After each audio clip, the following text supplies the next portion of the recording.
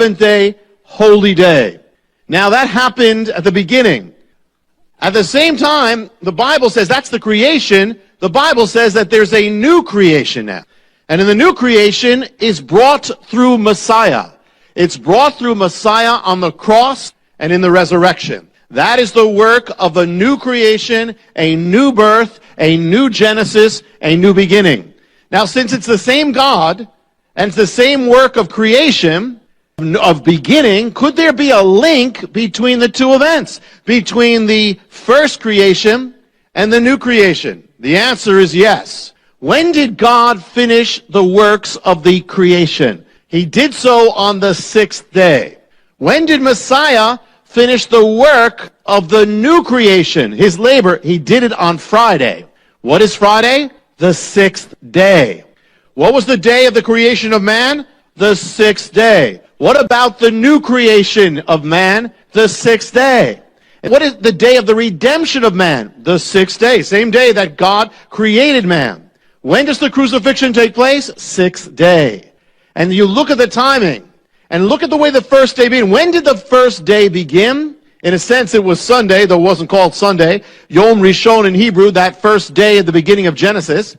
When did it begin? It began at night. The Bible says always that it was first night and then it was day, the opposite of the way we think in the West. In the Hebrew calendar, it always begins at night. Every holiday, as you know, begins when the sun goes down. The sun goes down, it is Erev, it is evening, the new day begins. That's why it's not just because of the Hebrew holidays. Every day on the calendar is like that. It's just you note it when the Hebrew holiday comes up that you only start at sundown. So the first day, the reason why that is because it's in Genesis that way. That first there was evening, and then there was morning. So every Hebrew day begins at sunset of the day before, and ends at sunset of the day after. So therefore, the sixth day is Friday, but when on the biblical calendar would the sixth day begin? Not Friday, but Thursday. It begins Thursday night.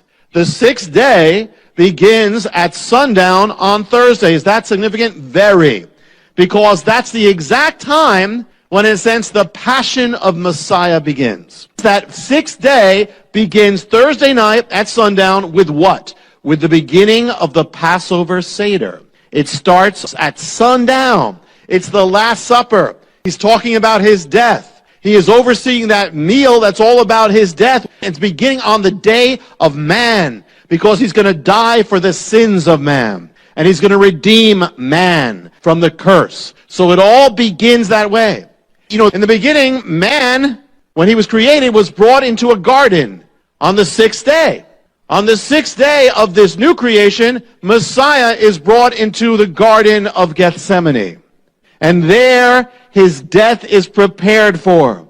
On the sixth day, he is crucified. The sixth day.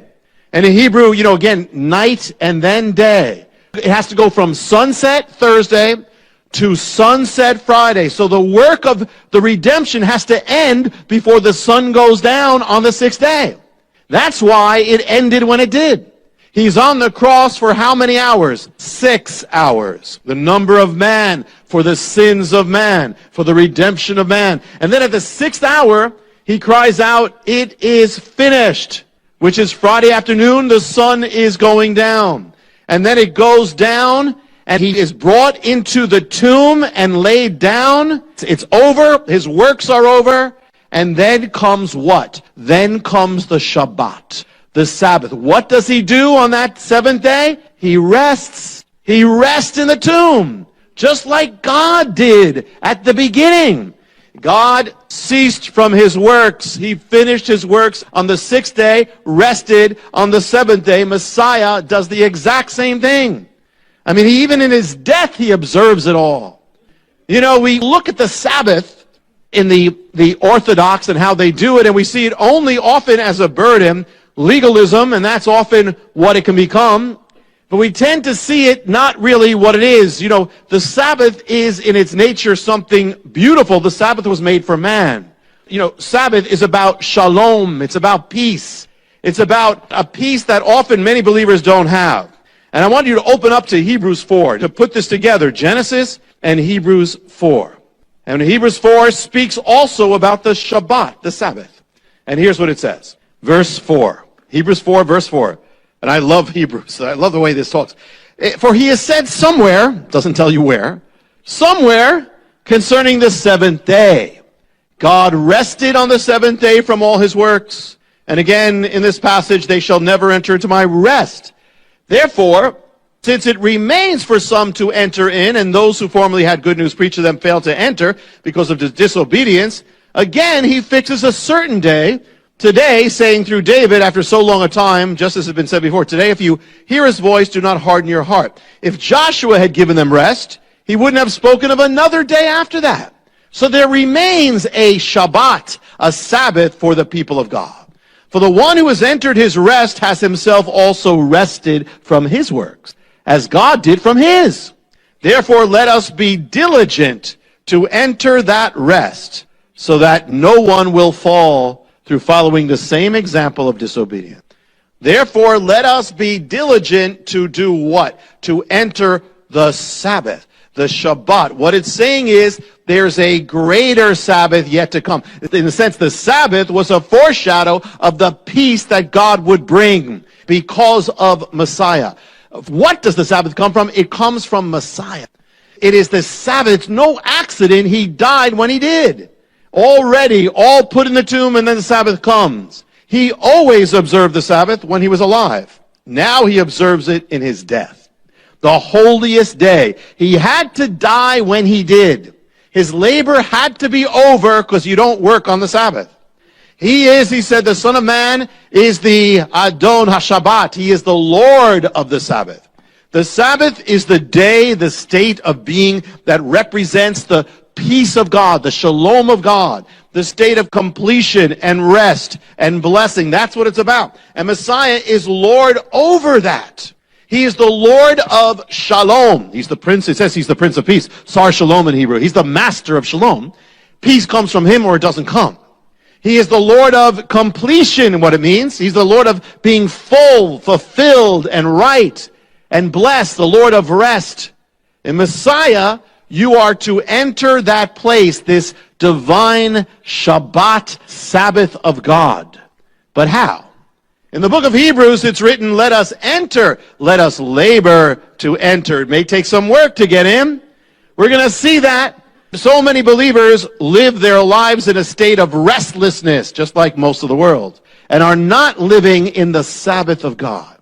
But the secrets are there in Messiah's entrance. When Messiah died on the cross, he was not only dying on the cross, he was also entering the Sabbath in the greatest Sabbath entrance that has ever been after the days of Genesis.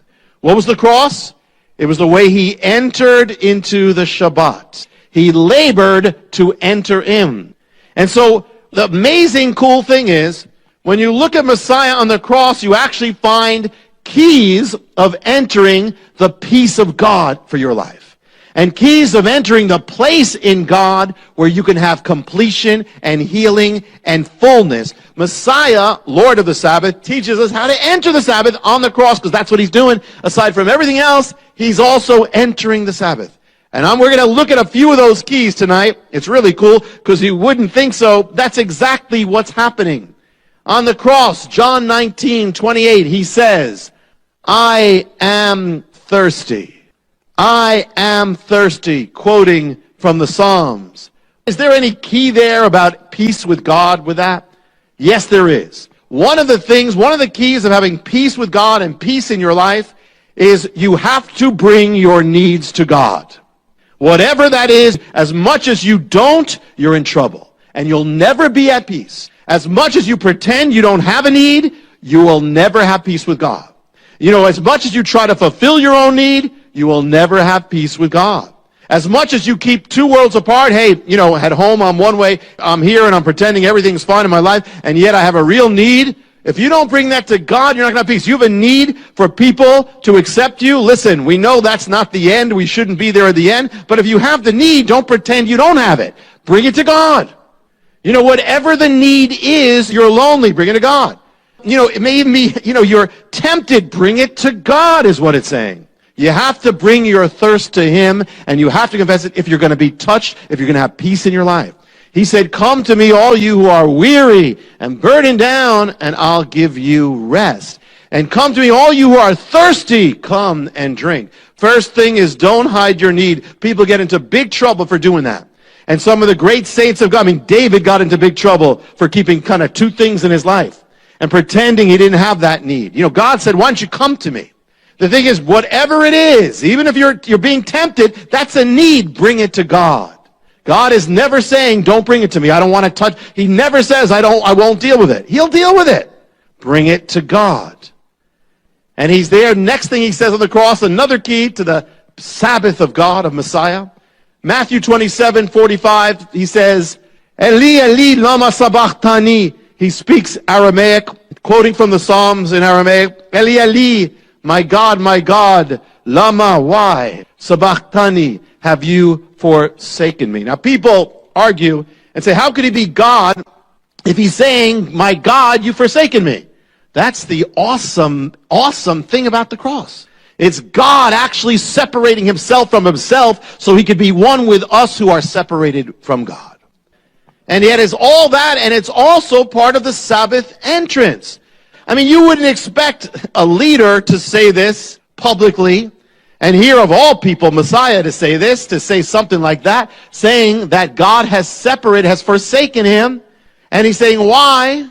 But another next key related to the first, for you to have peace with God, peace in your life, is that come as you are. Bring everything, even the sin in your life, especially the sin, God wants it. The guilt, especially the guilt. He took all these things on the cross, and he already took your sin, so if you're holding on to your sin, you're a thief, because it belongs to him. No matter what it is, maybe you think that God promised you something that didn't happen in your life, and you've been dealing with this, and it's been separating you from God. Until you get this out with God, you're not going to have peace. Even the separation from God, don't let that, listen, if God himself is saying, God, why are you far from me? If God could separate from himself and still be God, that means that no matter how far you feel from God, there's a way, doesn't matter what it is, even that won't separate you from God. You could have committed murder, and that still won't separate you from God if you bring it to God. It's just you don't feel him close. Bring it to him. You're mad at God. You ever been mad at God? Yes, of course you've been mad with God sometimes. The key is, we know the end of the story is that God wins the argument. But the thing is, if you don't ever argue with him, he'll never win in your life. You understand? Jacob wrestled with God. And you're mad with God, bring it to God. It's okay. It's not going to shock him. Other people in the Bible were mad about him. David was. Others were. The thing is that God is used to that. But you got to bring it to God. And at times you might even say, listen, I don't feel like, I remember a time when we were waiting, hoping for a particular building that fell through early on, and we had no other building. And I remember that day when it fell through after a year, I said, God, I'm just not happy with you today. And I don't feel like talking to you today. But I was telling him that I didn't feel like talking to him. It was okay if you don't feel like talking to him as long as you tell him about it. What happened was, God then did the biggest miracle. The next day, he got us the building. But I had to get to that point. If I just didn't deal with it, not it. Lama, he says, why, God? Which means we don't have to understand everything, but still bring it to him. Why, God? I don't understand, but I don't have to understand everything, but this is what I'm feeling. Come as you are. No matter how distant you are from God, he's there with you, also knowing what it is to be distant from God. Even in that. Eli, Eli, lama sabachthani. Even then, my God, you're still my God, even though I don't understand what you're doing. Messiah's word on the cross. One of the things he says on the cross in John 19:28, woman, behold your son. Behold, man, behold your mother. What's this about?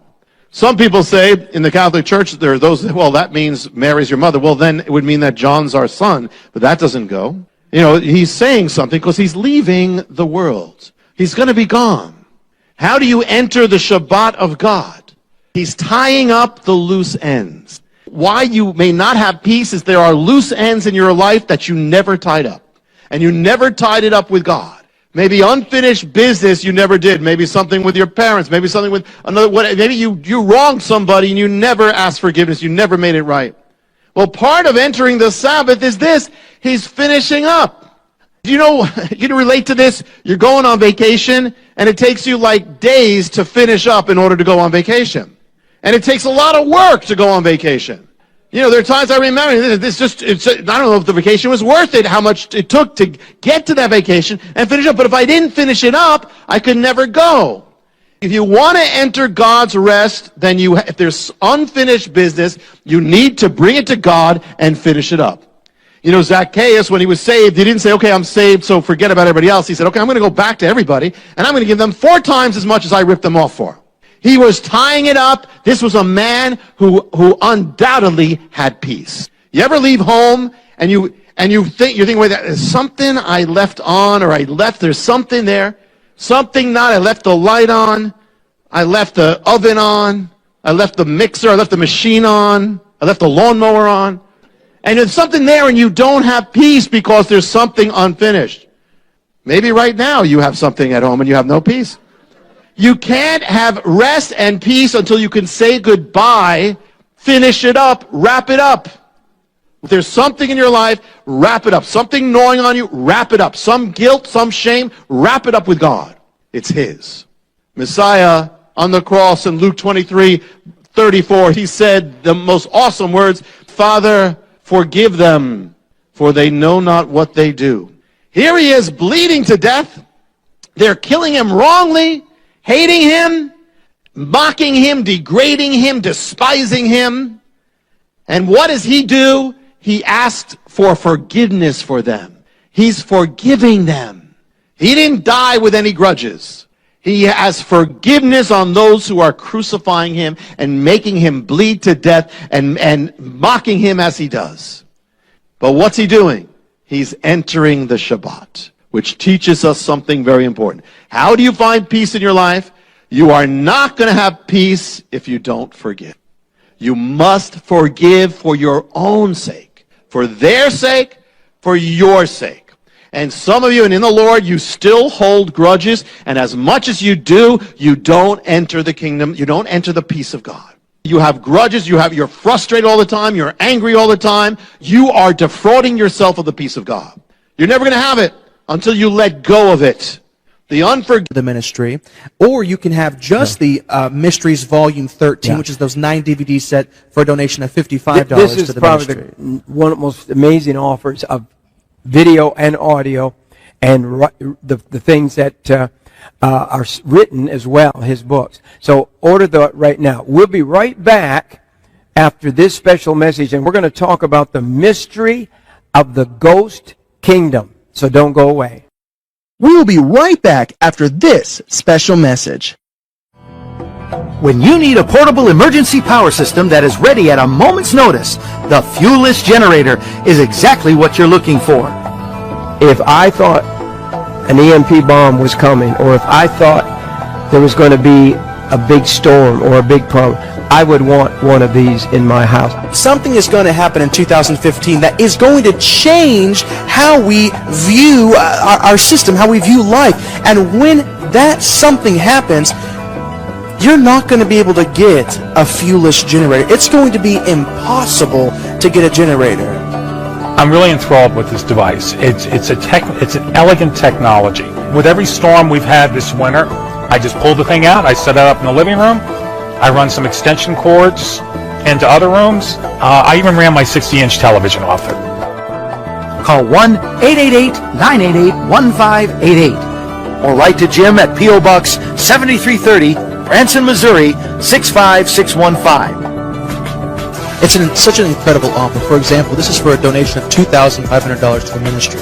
And the unit just by itself is a retail value of $2,500, but you're also going to get a solar panel, which is a retail of $500, then the 20-foot extension cord, and that retails for over $50, and then the crane, which is a retail of over $200. So it's an absolutely incredible savings. A lot of people ask me to endorse stuff and all that. This is the only thing I have been endorsing like this. I fully believe in this product. Wow. But can you imagine in the pitch darkness that you have light? You can also go to the website JimBakkerShow.com.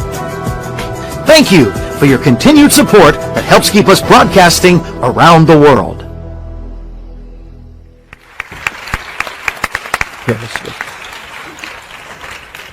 Rabbi, one of the messages in your new series, the Mystery Volume 13, is the mystery of the ghost kingdom. That really intrigues me also. You have some real mysteries there. Sound like Hardy Boy books to me, you know. Mm-hmm. So the mystery of the ghost kingdom. Yeah. What does that mean? Well, this is linked to Daniel. Let me start this way. When I was growing up, there was a movie called "It's a Mad, Mad, Mad, Mad, Mad World." Oh yeah, and it was very funny. I saw that one when I was a kid. At one point, they're looking for this treasure. Some of you, and they're looking for, and they say it's under the big W. And they're walking around this park looking for it. They're going all around, and right there, it's in front. But it's so big they don't see it. I mean, it's right there in their faces, but they don't see it. Well, this is a prophetic. I want to share a prophetic end-time mystery that is like that big W. In other words, it is so big, and it's right there, and we, for the most part, have not seen it. This is going to be kind of a whole new take on it. And beginning with Daniel 2. Daniel sees the statue of the kingdoms that represent the four great empires of the world. The last one being the fourth one is the Roman. It's the final form. It's going to be the end time kingdom as well. So he sees all that there. Now this is what he says about that fourth kingdom. Daniel 2 says this, verse 33. His legs were of iron, his feet part of iron and part of clay. So the Roman Empire is represented by the legs and then the feet. And then verse 40 says this, the fourth kingdom shall be as iron breaks in pieces and subdues everything, all things. As iron breaks all these things, it will break in pieces and bruise. And where you saw the feet and the toes, part of the potter's clay and part iron, the kingdom shall be divided. But there shall be in it of the strength of iron, as much as shall the iron mixed with the clay. And as the toes, the feet were part iron, part clay, the kingdom shall be partly strong and partly broken. And where you saw iron mixed with the miry clay, they shall mingle themselves with the seed of men, but shall not cleave to one another, even as iron is not mixed with clay. All right. Rome. The traditional view of prophecy is this. Rome was the ancient kingdom. It fell in ancient times, long gone. We're waiting for when it will reappear. Now, that is true. That is true. Much can be said, but there's a whole nother realm of this that is true that I believe we've missed. In fact, the fourth empire is already here. And let me share this. Here's the key. First key is the legs are divided. It's a divided, and then the toes, it says it's a divided kingdom, divided empire. And so it is divided in clay, iron, divided with the legs, divided there. It's an empire of division or duality. Two things, Rome, iron and clay. Rome was made up of the Romans, was also made up of peoples from all nations. Rome was divided literally into east and west. It became the Eastern Empire and the Western Empire. Rome is also divided in time. It stood then in ancient times. It will stand again in the end times, solidified. So it's a divided essence is what we see here. What if the fourth empire, Rome, didn't end, still exists in a different form? It will exist in a solid form at the end, but what if iron breaks into pieces, but clay, it says, is broken? So it breaks, but it breaks other things, but it also gets broken, and by doing that, it subdues the world. What is that? There are different ways of subduing the world. What if the Roman Empire, by actually breaking, has been part of subduing the world? Rome is gone, or is it?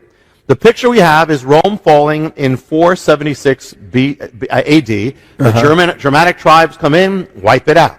But what people don't know, by that time, Rome was already made up, the army was already made up of Germanic tribes of Rome. Much did not change when that happened. In fact, they even have a hard time making a real date of if it ended. It actually, the barbarians, who we say took over, continue to recognize the Roman Empire and said they are under the Roman Empire. Medieval civilization, Middle Ages, feudalism, was actually a carryover of Rome. It was just Rome breaking apart. It was the same thing. The language of Europe then was Latin, which is the language of the Roman Empire. It did not stop. 800 AD, Charlemagne is crowned emperor of the Romans. This is long after Rome was supposed to be gone. is crowned the Holy Roman Emperor. Rome will remain the center of civilization for over 1,000 years. Most of us learned in school about what we call the Renaissance. What's the Renaissance? The Renaissance is the rebirth of what? It's the rebirth of Roman culture. It was all about Rome culture infusing everything. The year 951 AD, the Pope crowns the German emperor or conqueror Otto as king of what? The Germany? No, of the Romans. He's one of those. It starts the Holy Roman Empire. We've heard about the Holy Roman Empire. This is a continuation of Rome is happening, and one of those Holy Roman empires is called Charles V. One of his little piece of land was part of America. Now, America under this emperor of Rome. Now, this is the fourth beast, but it goes much farther. What's happening is that Rome actually did not end. I mean, in one sense, it spread through the world. It's been spreading through the world. Wow. It's been leavening the world. You can travel the world and look at capitals of the world, and all over you'll find their buildings are made to represent Rome. All over the world. Roman law is the basis of much of law that is still all over the world. When the Holy Roman Emperor fell, or the empire fell, out of it was born Germany. The leader of Germany was called what? The Kaiser. What is Kaiser? It's Caesar. It means Caesar. Oh.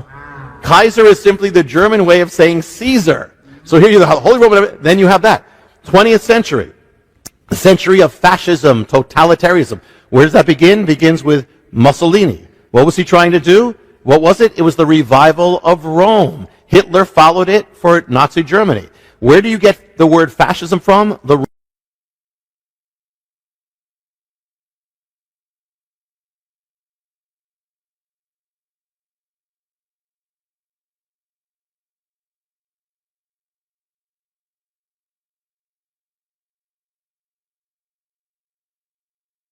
reign, they ruled as what? What's their title? Pontifex Maximus. What's that title? That was the title of the Caesar of Rome. The emperor of Rome was the Pontifex Maximus. They took that from the same leader of Rome. The diocese, that's how Rome divided up Rome into dioceses. Well, through the Catholic Church, it divided up, the world has been divided up as the Roman Empire. I'm not saying people in the Catholic Church know this or that's the point, but this is all the same, the continuation of the same thing. What language? Latin. From Rome comes the idea of the global state. The fourth kingdom, actually from the pieces of the fourth kingdom, which became France, Spain, England, and others, they colonized the entire world. The entire world, in other words, Rome broke up into France, England, and they each became an empire that subdued the entire world. I mean, you have the Spanish Empire, the French Empire, the British Empire. The British Empire, just one little piece of Rome, subdued 1/4 of the entire world. Some say 1/3 of the world.